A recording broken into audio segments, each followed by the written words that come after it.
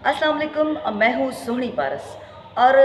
बात ये है, कहना ये चाह रही थी कि हमें ये मुख्तलिफ़ जो कार्ड्स मिल रहे हैं जिनमें हमें पैसे मिलते हैं, हमें वो नहीं चाहिए। हमें दस्तरखान भी नहीं चाहिए, हमें लंगर खाने भी नहीं चाहिए,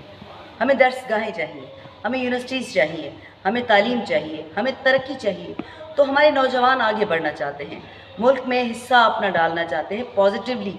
तो उनको भिखमंगा मत बनाएं, उनको भीख मांगने पे मजबूर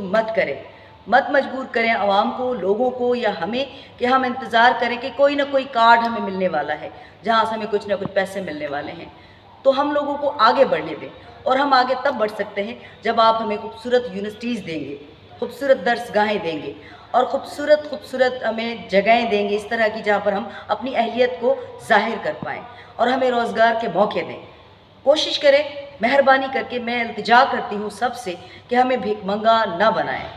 हमें इस मुल्क की तरक्की में आगे बढ़ने दें, अपने हिस्सा अपना किरदार निभाने दें पॉजिटिवली, ताकि दुनिया को ये मैसेज जाए कि पाकिस्तानी कौम, पाकिस्तानी अवाम